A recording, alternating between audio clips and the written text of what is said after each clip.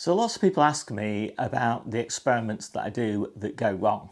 And I do try and talk about those in the regular videos, but I've never done a video where I've sort of pulled together all of the things over the last year that I tried and didn't really work out very well for me. So I thought today what I'd do is I'd do a video just about the failures, and then maybe in the subsequent video I'll talk about the successes for the year, so experiments that succeeded and experiments that failed. So these are the ones that failed.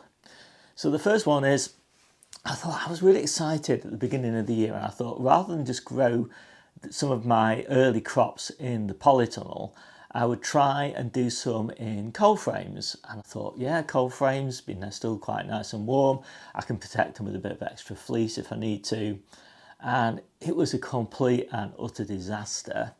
And it was really annoying as well because it tied up those beds for sort of, April and May, when I was hoping that these plants would cling to life and then, really be putting roots down. That's what I kept telling myself. They're putting roots down, and so they're going to grow really fast as soon as it warms up a little bit. And no, none of that. They just were sickly and horrible for the whole time.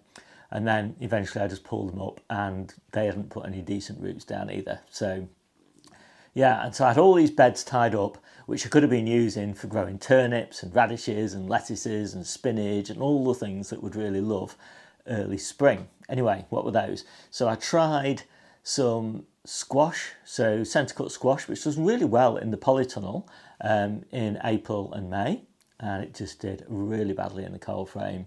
And I tried some courgettes, just awful. So yeah, I learnt my lesson. Definitely not going to do those. Do more of those actually in the polytunnel. They do really well in there, but I'll talk about those in experiments that went well. So the next one was dwarf French beans. I got a low tunnel and I thought, yeah, I'll put some dwarf French beans in there. Same sort of story, protect it with a fleece. Disaster. Because obviously the dwarf French beans, they're low down to the ground, the frost is low down, so they all got a frost, lost a whole lot of them. Replanted them in early May, then we got a frost in mid-May, about a third of them lost. So yeah, dwarf French beans, not a good idea, even undercover in a low tunnel, even with fleece. They're just too tender. Climbing French beans, well, that's another story for experiments that went well. So the next one is sweet potatoes. Now, I just don't like to be beaten, but sweet potatoes have beaten me. I've tried them for 3 consecutive years in 3 different environments with different fertilising regimes. So, I've tried them with lots of fertiliser, not much fertiliser, always with plenty of heat. Just don't do it for me. What I get is basically all root and no tuber. Obviously you can eat the roots, they're quite nice, we've used them in soups and roasted and whatever, but no, they're just not worth it. I've never yet covered the cost of the slips in the harvest, so I've given up. I'm not going to do sweet potatoes anymore. When there's so many things that grow so well in this climate, sweet potatoes, it's just too cold for them. I think the problem is they do quite well in June and in early July, but then in where we are in Lytham St Anne's, late July and August, it's just, well, it's not cold, but it's just rainy and cloudy for a lot of the time. And obviously what they want is, lots of sun during that period of time. So it's just not, we just don't have the climate for sweet potatoes, so I'm giving up on those. So next one, I wouldn't say this is really a failure, but this is just a lesson learned in terms of sometimes something that grows really well in one season doesn't really grow very well in another. And an example of that is Grenoble Red, which is my favourite lettuce. And if I had to pick one lettuce to grow all year round, it would be Grenoble Red. But it's great for everything other than summer. In summer, it starts to heart really quickly. And hearted, it's not a fantastic lettuce really. So yeah, I'm not going to grow Grenoble Red in summer anymore. I'll stick to the other 3 seasons, and it's just great in those seasons. So I don't like potatoes, but the rest of the family really love them, and I like growing them because everybody enjoys them so much. And I tend to nowadays just grow them in containers and I've always had reasonably good success with them. But what I've realised over the years is that I'm putting too many tubers in the containers, and as a result I'm getting a very good yield of potatoes overall, but I'm not getting the big baking potato sized ones that I really want. And because they store so well, and Debbie and the rest of the family really love baking potatoes, and so we're tending to run out of baking potatoes in probably like January, February time. And obviously we really want to keep them going as long as possible, because baking potatoes are normally come about September time. Now I have got some experiments that I ran this year that were really successful in terms of really early baking potatoes. I've got ideas for what I'm going to do on that next year. But anyway, for now, I think my lesson learned is I want to be putting 2 tubers of main crop potatoes in my 30 and 35 litre tubs and not 3. And hopefully that will mean I'll get nice big baking potatoes. And I've got some 50 litre tubs as well, and I'll probably put 3 tubers in there. So hopefully that means we'll get baking potatoes enough to store all the way through until maybe May, if I'm really lucky, which will be a real big bonus. We never run out of potatoes, but I say we often do run out of bakers. So I also have had some real disasters with interplanting, and some not disasters, but not particularly great experiences. So one example was I tried to interplant Brassicas in a lettuce bed in summer. So these were cauliflowers, and of course the lettuces just grew so fast and they overwhelmed the cauliflowers, so that wasn't very good. I think if I'd timed it differently, and I think with interplanting it is all about the timing. Another example would be spring onions, where I interplanted spring onions into the lettuce bed, but the spring onions were too small, the lettuces grew really big again, and then when the lettuce is finished, the spring onions were still tiny, and so I ended up with this bed that could be being used really productively, but basically it just had loads of little tiny spring onions in it. I had to wait like 3 or 4 weeks for those spring onions to come to maturity, and what a waste of a bed. So I'm always pushing my timings, and I talked about how I was pushing those with things like courgettes and French beans and squashes. But I also try and push the timings with things like beetroot. And I made the mistake this year of pushing the timings on golden beetroot in a bed where at the back I'd got mange two peas. So it was in the back of a coal frame. So coal frames like this. At the back here were the mange two peas. And the mange two peas were hitting the top of the coal frame, so I had to take the coal frame top off. But that bed was full of beetroot, and it was still a little bit too cold for the beetroot, even though it was fine for the peas. And as a result, they all survived, but they didn't thrive. And so I probably got about maybe a third of the yield that I would normally expect from those beetroot, which was fairly disappointing really. Whereas plants that were put in maybe 2 weeks later, but had the protection of a coal frame, they really thrived. And so that's the difference really. I think that those coal frames, they make a huge difference when you leave the tops on. So again, that was just an interplant that just wasn't very well timed. If I'd put the peas in later, that would have been fine. Or if I'd just put the peas somewhere else, then that would have been fine. But it's really important, I think, when you're doing an interplant to think about the life cycle of those plants and make sure the timings work for both plants.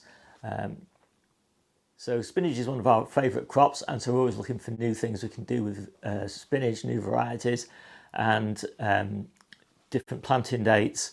And so one of the things that we tried that failed really this year was sowing spinach at the end of July and at the very beginning of August. And all 3 varieties that we tried, Red Kitten, Medania and Giant Winter, all 3 of those went to seed.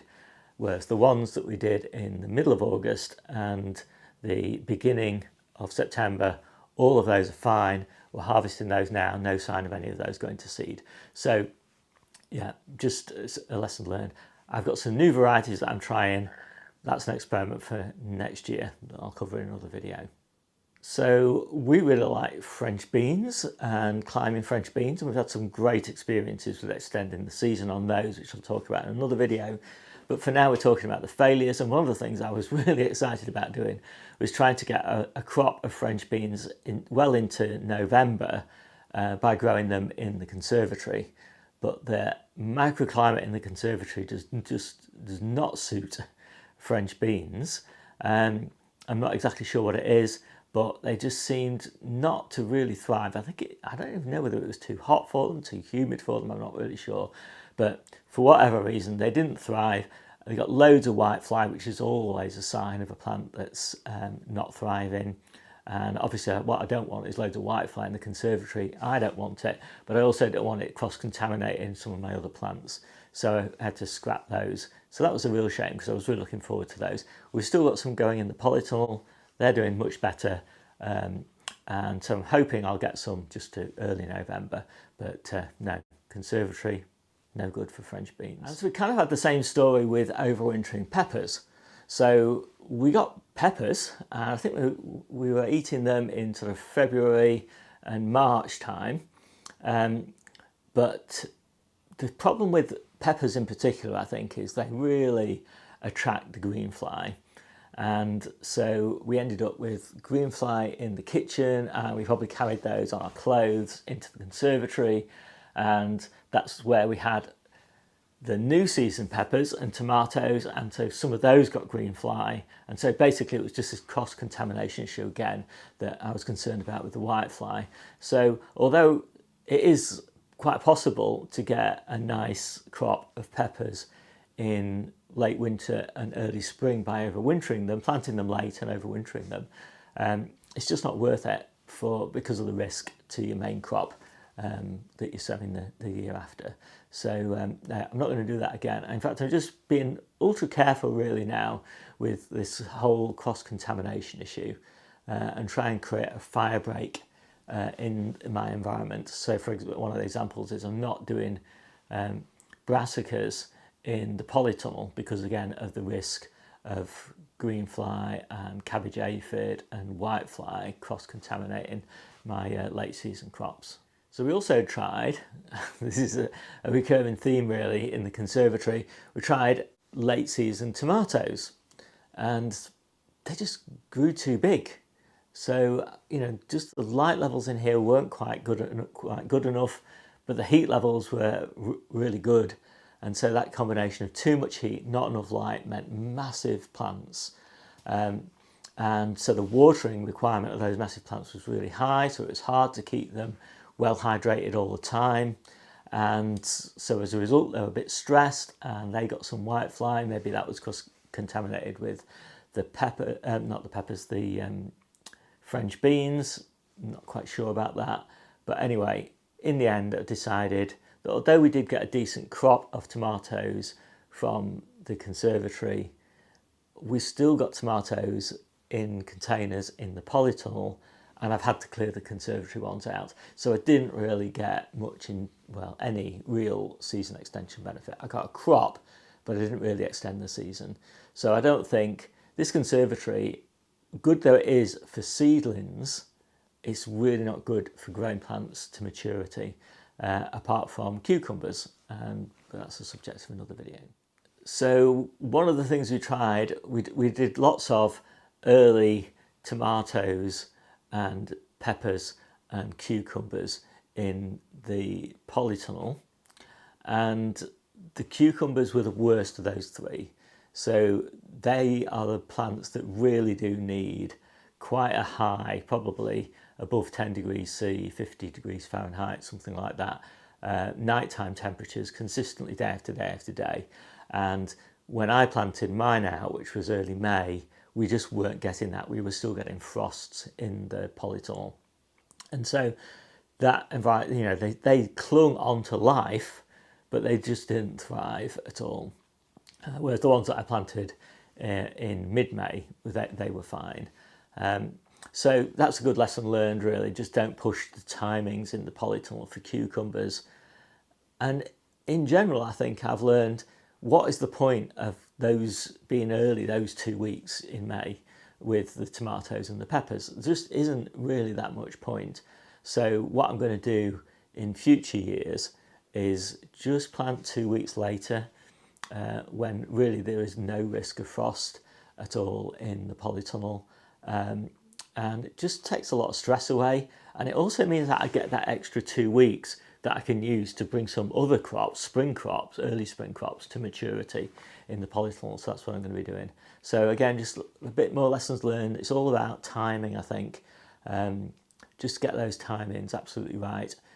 Just make life a bit easier. So carrots are one of those things that we really love, and again, we eat those pretty much every single day of the year. And it's always a bit of a challenge to get them every single day of the year, but I do like a challenge. Anyway, that's not what this failure is about. It's about, again, kind of listening to famous gardening channels where they say, oh, put the nets on after thinning. So I left the plants until they were about this big. I thinned them in the evening, sprayed lots of garlic spray around so as not to attract the carrot fly, thinned them, and then put the nets on. But the carrot fly was already in those beds. So that was so 2 big beds of carrots all got carrot fly. 1,000 carrots probably. So that was a blow. I mean, they're still usable. We're still eating them now, but it's just so nice to pull a perfect carrot out of the ground, and the comparison in the way you feel when you kind of lay out that harvest between perfect carrots and ones infected with carrot fly. Yeah, there's just no comparison to the way you feel as a gardener. So yeah, I've learnt my lesson. Nets go on as soon on the day, basically, that I sow those seeds. And it does mean obviously removing the nets for weeding and thinning and stuff like that, but it's worth it to reduce the risk of the fly. So this is probably the worst failure that we had this year, which is that we got this really nice fine net. It's not actually EnviroMesh, but it's the grade of EnviroMesh, and we put that over the whole of our big brassica bed on Jenny's plot. Now that bed has got red cabbages in it, colettes in it, sprouts in it, leeks in it, things like that. So they're all things for winter. And we generally leave that net on until about the middle of July, and then we take it off because the plants are at the top of the net, basically pushing it off. And we generally find at that time it's better to be watching the plants and monitoring them when we've got full sight of what's going on in the bed. And obviously, if you take the nets off, you can do that. If you leave the nets on, who knows what's going on under the nets. Well, this time, I think it was probably the beginning of July, I thought there's something wrong with some of these plants. I could see a bit of leaf curl on them, and some of them just weren't growing as fast as I expected. And I took the nets off to inspect them, and they were just covered with cabbage aphid, and you just could not see it from the top. So I was like peeking through the nets to see what was going on, and I just couldn't see it. And then obviously when I took the nets off and got underneath and looked really all around the plants and gave them a good inspection, I saw all this cabbage aphid. And by then, the damage had been done. Basically, we lost about 50% of the red cabbages. They were just completely horrible mess. And the sprouts, I managed to save about 70% of the sprouts. Strangely enough, the colettes were all fine. And the sprouts actually been fantastic, and we're harvesting those now, and we got really nice quality leaves off those as well as the sprouts themselves. But yeah, I'm not really sure now whether I'm even going to use those fine nets over brassicas again. And I'll probably just go for butterfly netting because I can see what's going on. And I think with something like cabbage aphid, unless you're really looking really closely, you're just not going to see it. And of course, if you take the nets off to inspect, you're bound to get cabbage white butterflies flying in there while you're doing the inspection, especially on a big bed like the one we had on Jenny's plot, which was covering 30 metres squared of area. So, you just can't inspect all the plants on a bed that big. without opening it up enough for cabbage whites to get in. And of course, once they're in, you can't see them and they're laying the eggs, and you know, by the time you actually see something wrong, you've got caterpillars everywhere. So yeah, I think in future I'm just going with just butterfly netting over my brassicas. So I think this is the final thing that went wrong this year, which is I planted a nice big block of sweet corn about 1 metre square. I can't remember how many plants I had in there, probably, that's just say for the sake of argument, that I had 20 plants in there. And I got the worst pollination rather, that I've ever had. And that was just because it was when they were dropping the pollen from the tassels to the silks, it was just really windy, and it just blew all that pollen away. And so yeah, they just didn't pollinate. Whereas plants that were on Jenny's plot, which were in little clumps of 5 plants, so spaced about sort of 18 inches apart, something like that. So 5 like that one there, but there was lots of those kind of scattered all the way through the squash bed, and so they were separated maybe by 2 meters or something like that. So there was 5 there, and then 2 meters, and then 5 there, and then 2 meters, and then 5, etc. And so even though it was still obviously windy, same site, the wind was blowing it from one cluster of 5 to another cluster of 5, and so the pollination there was fantastic. So I think that, you know, a lot of people talk about how you need to keep your sweet corn in blocks, but actually what you might be better off doing, and I think this is the lesson that I've learned, is to have small blocks of about 5 plants. Then if it's not windy, then the pollen just drops vertically from one plant to the next plant in the same cluster of 5, or if there's a very light breeze. And if it's really windy, it blows from one cluster to another cluster over a larger distance. And yeah, so anyway, that's kind of my lesson learned on sweet corn. I was really excited about those plants because they were really nice, mature plants. But you know, we probably got, off 25 plants or 20 plants, we probably got 6 or 7 cobs, something like that were eatable. So yeah, quite a shame. So I hope you enjoyed listening about all my failures.